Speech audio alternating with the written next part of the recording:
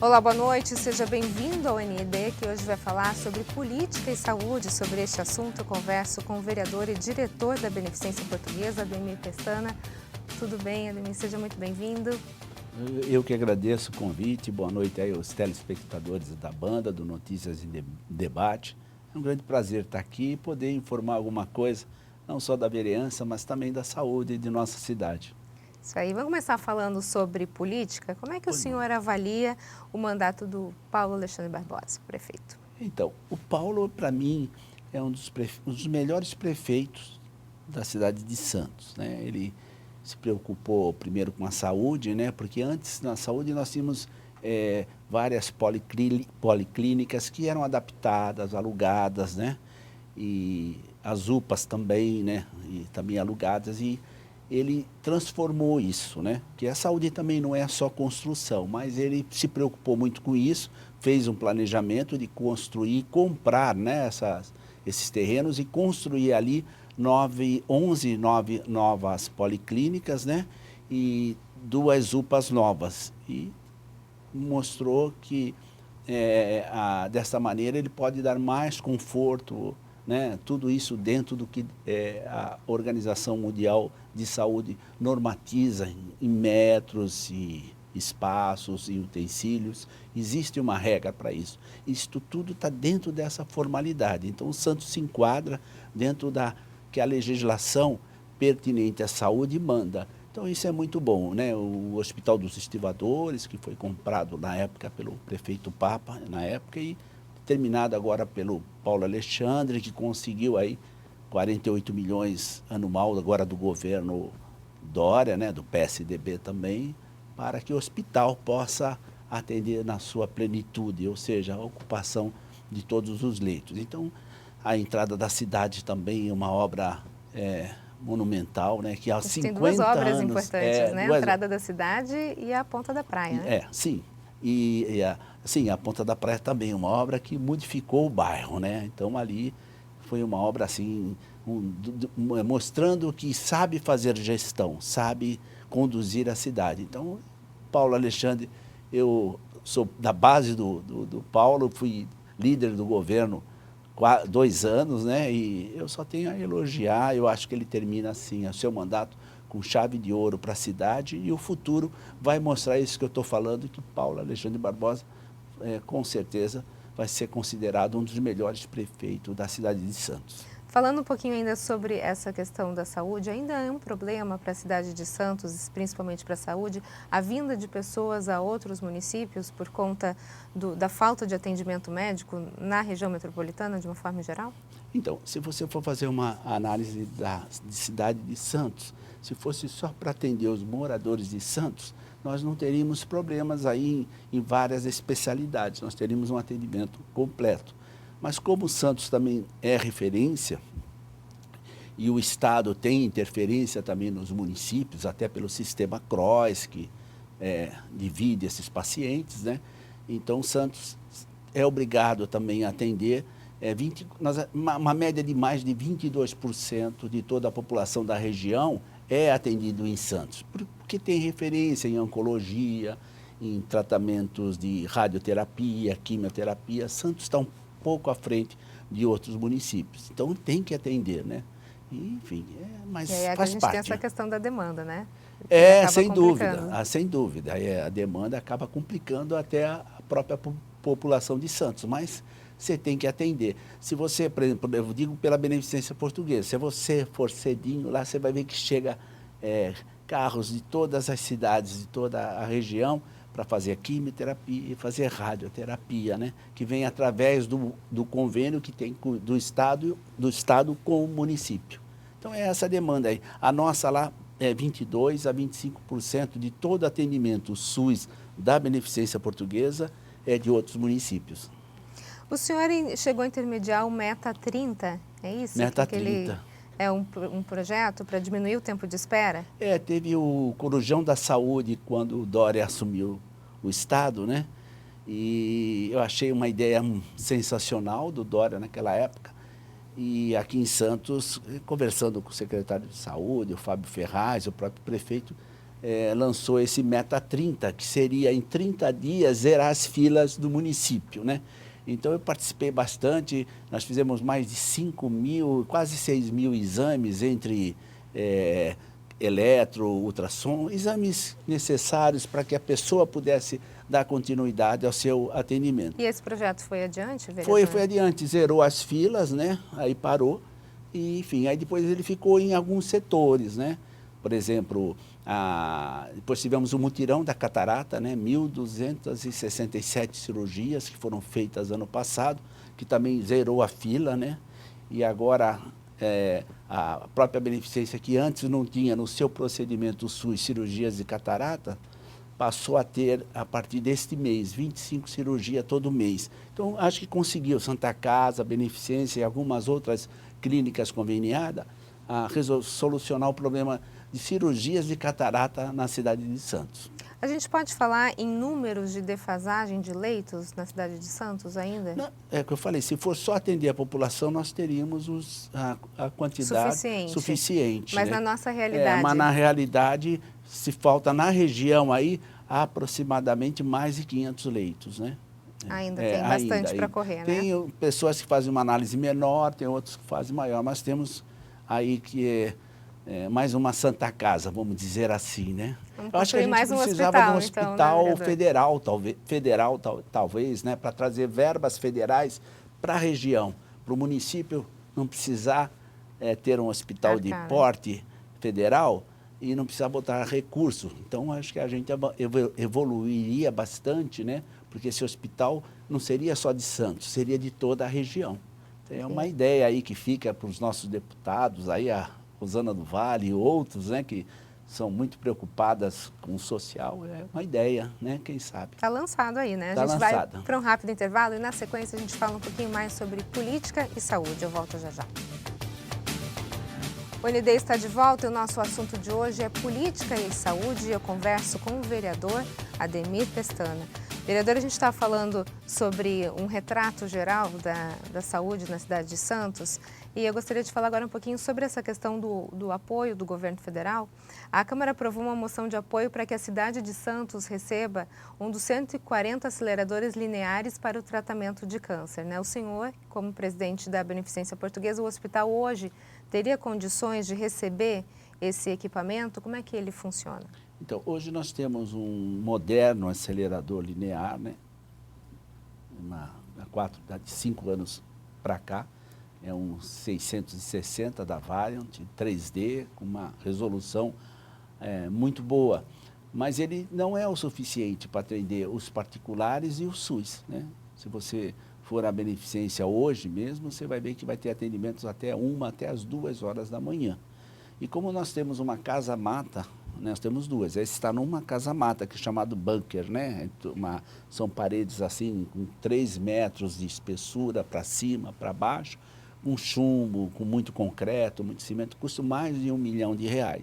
E como nós temos uma vazia, né? Que abrigava uma antiga bomba de cobalto, que hoje o cobalto já saiu do tratamento oncológico, hoje é só os aceleradores, nós estamos tentando, junto ao governo federal, que ceda para que se coloque nesse bunker da Beneficência Portuguesa, porque aí não precisa se ter um gasto aí de mais de R$1 milhão, que custa uma casa-mata nessa proporção. Só para as pessoas entenderem um pouquinho melhor, esses aceleradores, eles são equipamentos utilizados no tratamento de câncer. Radioterapia. Como existe essa questão da radioterapia, precisa de um estabelecimento onde ele precisa ficam... ter a proteção para que a radioatividade que emana desses aceleradores não passem daquela casa-mata, porque é muito forte, né? E uma casa-mata dessa custa? Mais de R$1 milhão.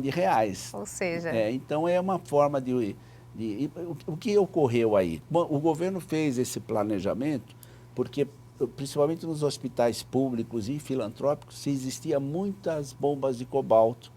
Como a pastilha do cobalto passou a ser proibida a sua importação, até pela precariedade dos aparelhos, que não houve evolução, porque vieram os aceleradores lineares, que são muito mais modernos, né?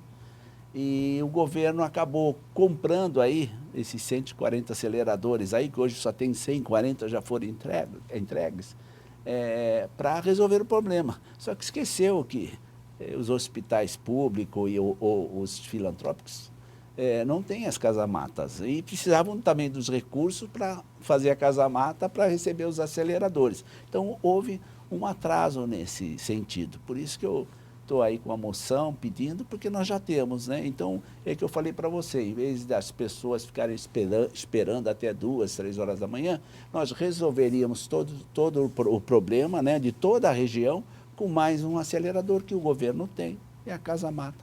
Nós temos dentro da Beneficência Portuguesa. Então, é uma luta muito boa para a população e para as pessoas que precisam desse tratamento.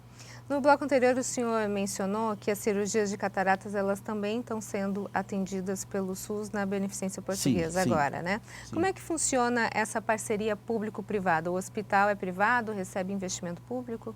Não, nós não temos investimento público. A Beneficência só recebe aquilo que faz. Aquilo que faz. E atendeu... Destinado pelo SUS. Isso, pela tabela do SUS, né? Então, a Beneficência faz um faturamento mensal, né? Dentro do teto estabelecido e manda e nós recebemos. Nós não recebemos para fazer, é diferente, sabe? Não tem investimento do poder público na Beneficência.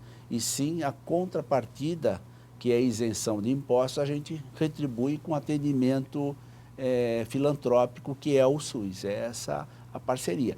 E nós, agora, junto com o secretário, o próprio prefeito, como eu falei, preocupado com a saúde, às vezes as pessoas não percebem isso, mas isso é constante, essa luta, onde podemos melhorar, principalmente o Paulinho, né? O Paulinho, ele vai nas empresas, quantas obras aqui as empresas fizeram sem nenhum tostão público, né? E preocupado com isso, a gente fez um aditamento também no contrato. Não é muita cirurgia, mas 25 já é o suficiente para dar um equilíbrio nessa fila de espera que já praticamente se encerrou.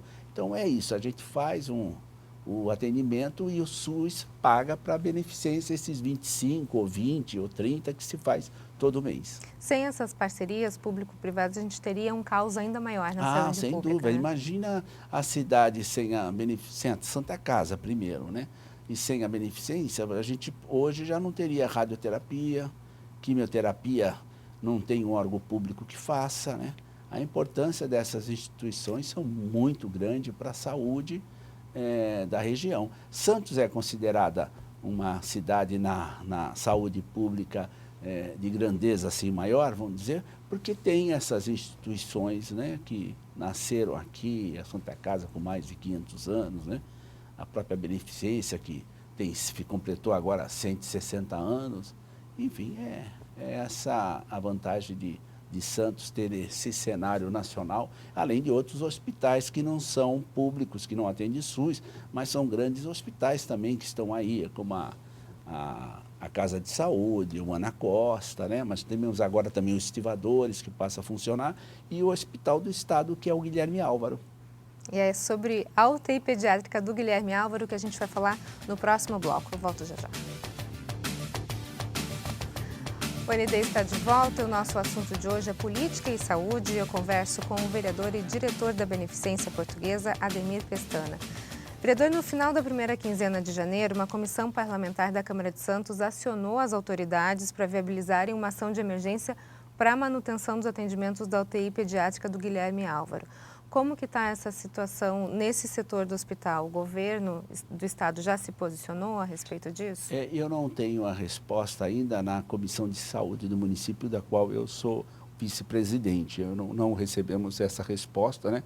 Mas ontem eu falei com a Thelma, até por telefone, e hoje, como nós temos sessão na Câmara, eu não sei se já temos alguma resposta sobre esse posicionamento da Câmara de Santos com relação ao Guilherme Álvaro, que é um hospital do Estado, né? O governador tem se posicionado também muito bem na saúde, investido muito na saúde, mas o Guilherme Álvaro precisa de uma nova mentalidade, uma nova gestão e precisa de investimento, precisa investir mais recursos no Hospital Guilherme Álvaro, porque ele é o único hospital que atende toda a região em várias especialidades também do serviço público.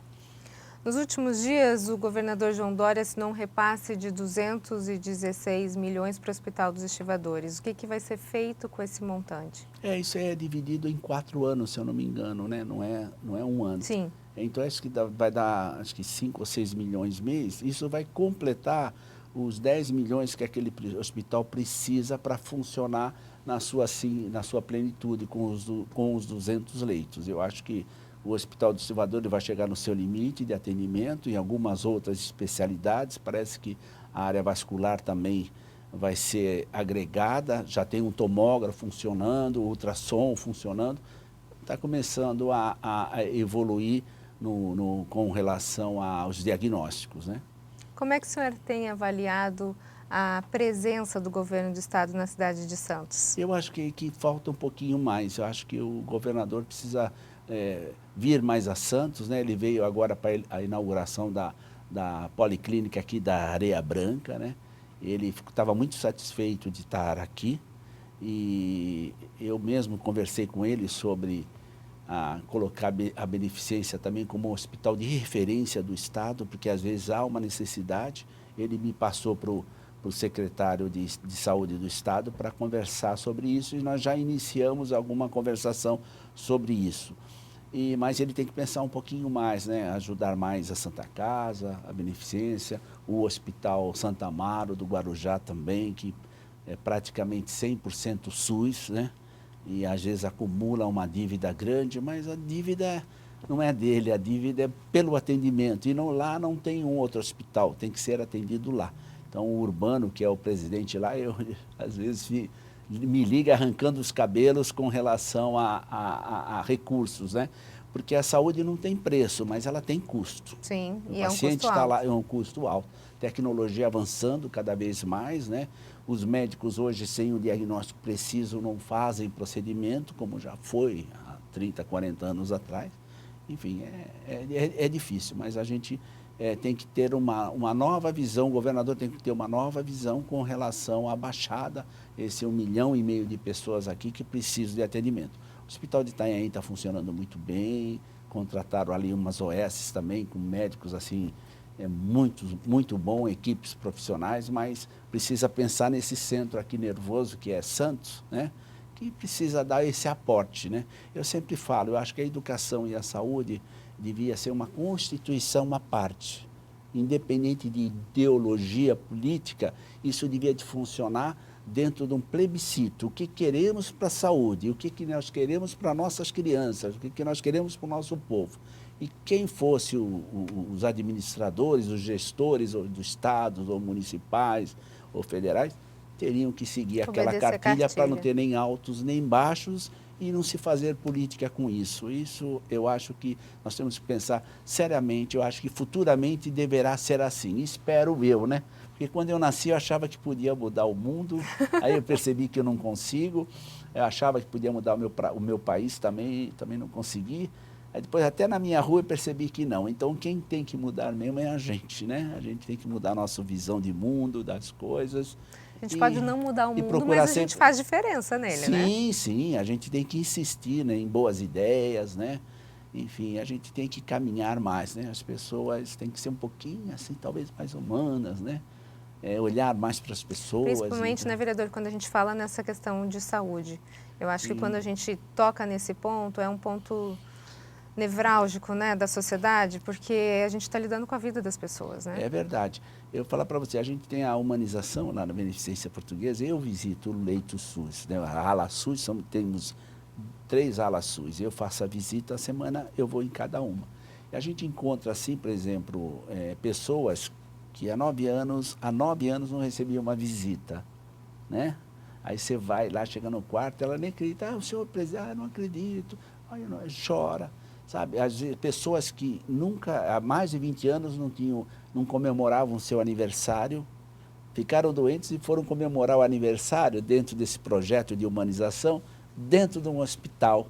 Então, sabe, as coisas mudam, as pessoas ficam eternamente gratas, elas mudam o comportamento, a visão. Olha, isso é formidável. Essa humanização me humaniza cada vez mais. E eu vejo cada vez mais uma necessidade de ter, cada vez mais e eu vejo cada vez mais uma necessidade de ter